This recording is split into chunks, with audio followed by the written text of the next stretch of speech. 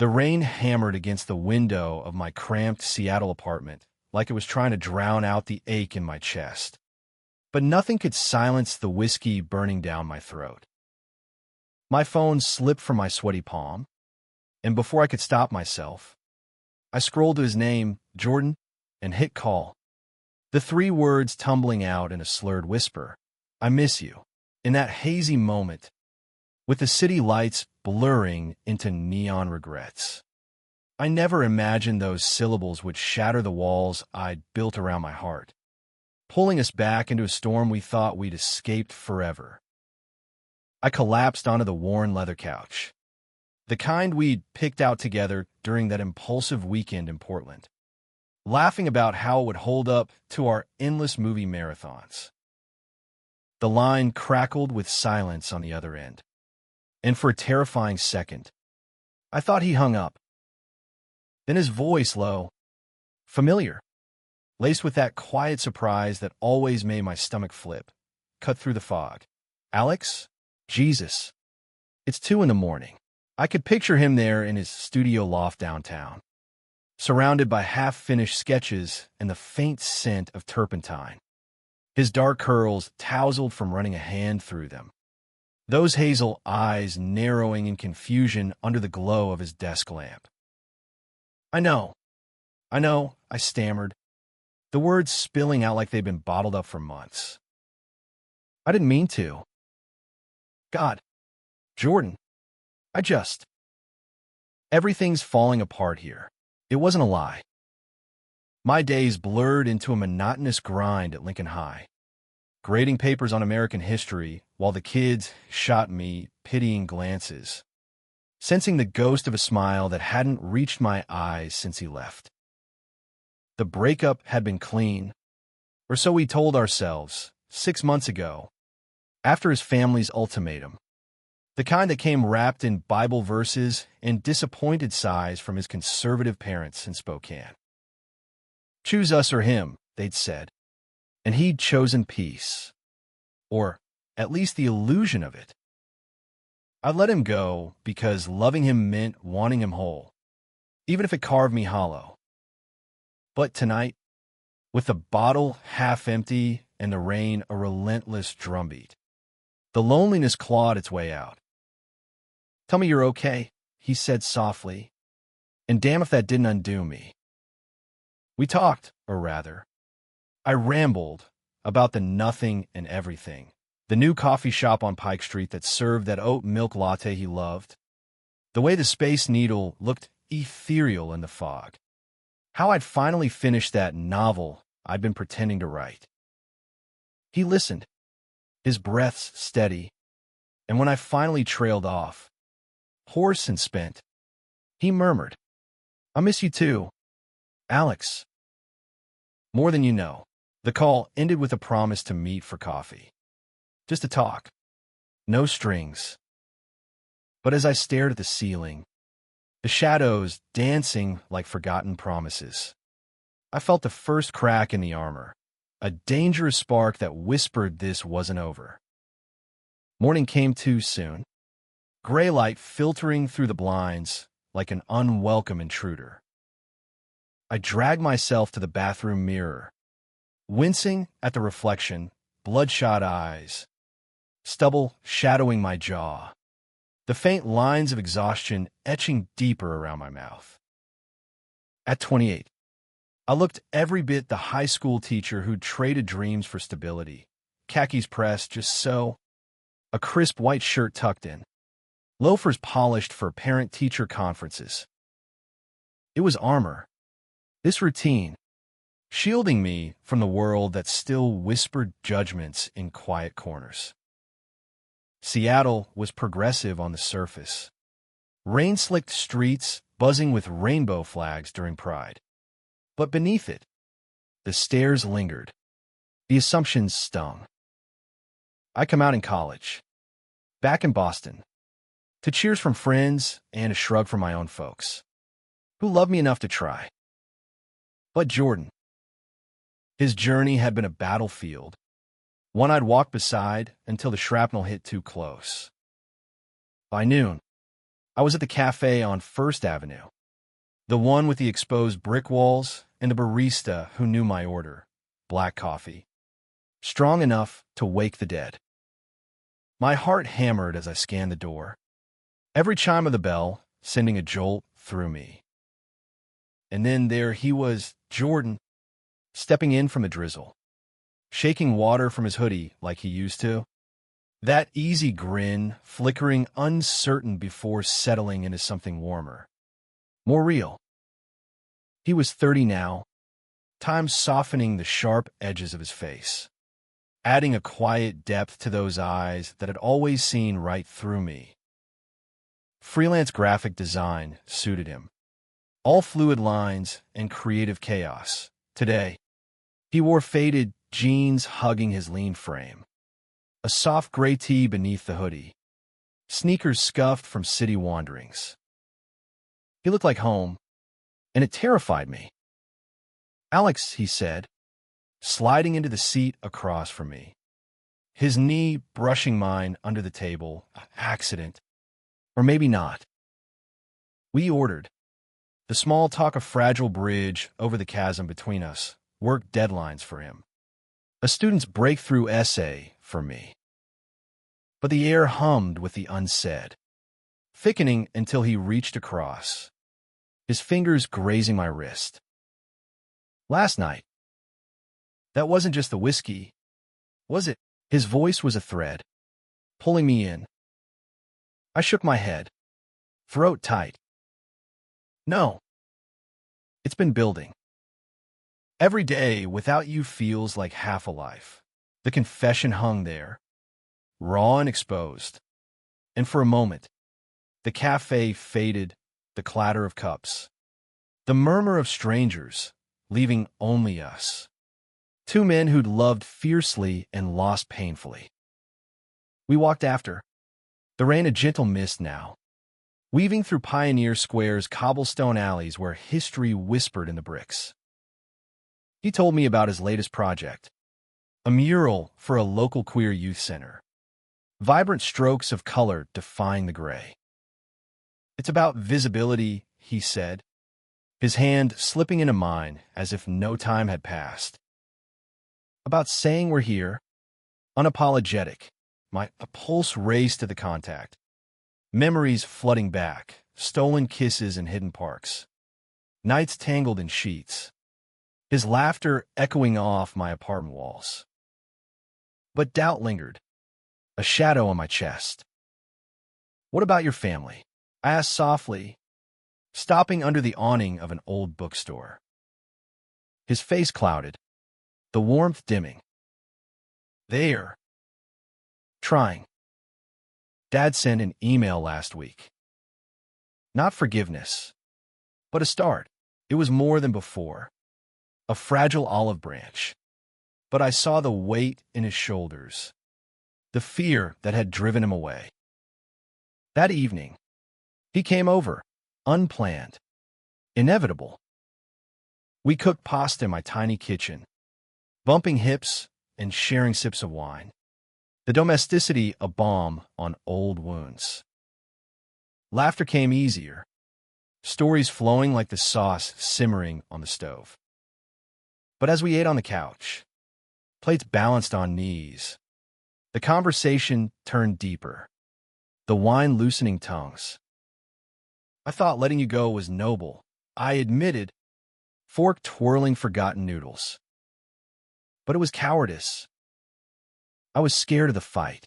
Jordan set his plate aside, turning to me, his gaze steady.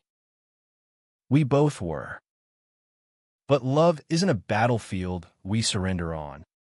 "Alex, it's the reason we fight." His hand cupped my cheek, thumb tracing my jaw, and when our lips met, it was like coming up for air after drowning, slow, exploratory, then urgent. A reclaiming. We fell in a bed, bodies remembering what words couldn't say, his touch mapping scars I'd forgotten I had. Afterward, lying spent and sated, his head on my chest, I traced patterns on his back, the rise and fall of his breath syncing with mine. This time, he whispered into the dark. We do it right. No hiding. Hope bloomed fragile in my ribcage. But so did fear. What if the world crashed in again? As sleep claimed him, I stared at the ceiling, the rain a soft lullaby, wondering if "I miss you" had been a spark or a signal flare. The next week blurred into a tentative rhythm, stolen moments threading through our lives like hidden stitches. I'd sneak away from lesson plans to meet him for lunch in the market, where fishmongers hawked their catches and street musicians strummed folk tunes that tugged at our shared nostalgia. He'd show up with sketches, quick lines capturing my profile mid-bite of salmon, his eyes alight with that creative fire I'd always adored. "You're my muse," he'd tease, but there was truth in it, a depth that made my chest ache with gratitude. At night, we'd wander the waterfront, hands linked against the chill off Elliott Bay, watching ferries slice through the inky water like promises cutting doubt. Yet beneath the romance, tension simmered. His phone buzzed more often, texts from his sister, probing questions laced with concern. "They're asking about you," he'd say, voice tight, showing me messages that danced around the edges of acceptance. One evening, as we shared takeout Thai on my balcony, overlooking the twinkling skyline, it spilled over. "Mom wants me home for Thanksgiving."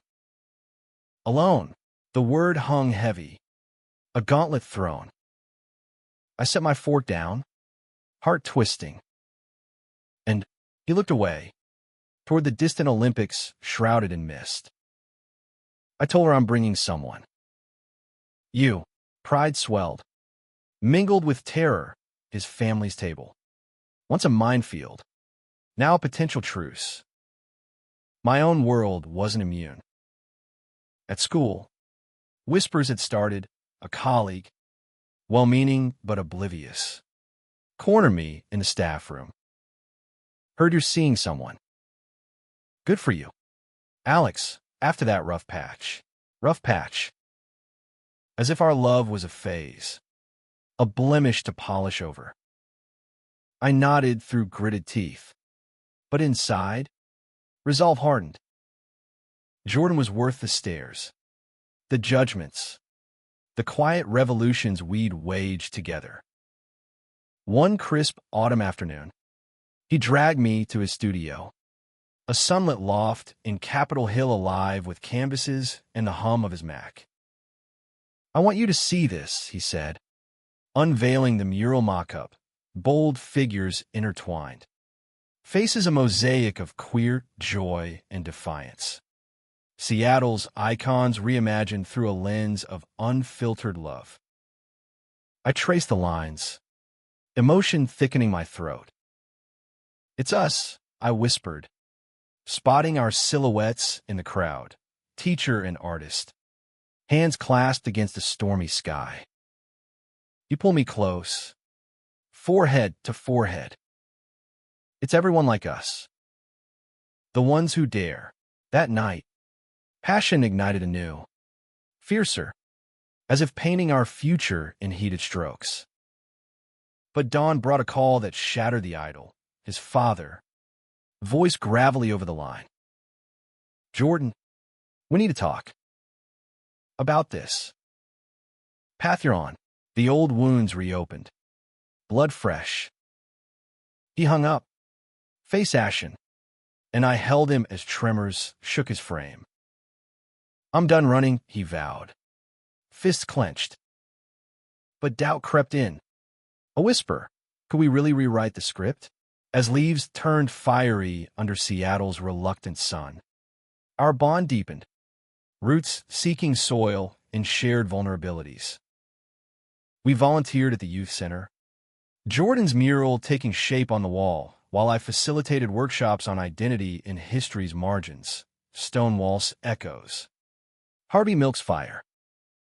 Kids with eyes wide as saucers listened, some mirroring our own hidden pains, And in their questions, what if they never understand? I saw a reflection. Then we become the understanding, I'd say. Jordan's hand a steady anchor under the table. Yet shadows lengthened. An anonymous email arrived at my school account. Unfit for the classroom. Keep your lifestyle out of our kids' lives. Attached. A blurry photo of us kissing in the park. Stolen and weaponized. Panic surged. Hot and nauseating. I showed Jordan that evening, his face paling as he scrolled. This is them, my uncle. Probably. He's always lurked. Rage flickered in his eyes. But so did fear, the kind that had fractured us before. We fight back, he insisted, pulling me into an embrace that felt like defiance. But sleep evaded me, concealing a canvas of what-ifs, lost job, fractured family, a love too fragile for the fray. The harassment escalated subtly, tires slashed on my car, whispers in the hallways turning to sidelong glares. Jordan's family pressure mounted. His mother called, tears in her voice, pleading for normalcy. He stood firm, but cracks showed in quiet moments, his sketches turning darker, strokes jagged with unrest. One night, after a heated argument with his father over video, "You're throwing away everything for sin," he stormed out, leaving me in the dim light, heart pounding with the echo of slammed doors. I found him hours later at our old spot, Alki Beach, waves lapping the shore under a moonless sky. He sat on the sand, knees drawn up, looking smaller than the man who'd capture my soul. "I can't lose you again," he choked out as I sat beside him, arm around his shoulders. Salt mingled with sea spray on his cheeks. "But if it costs you everything," I turned his face to mine, fierce.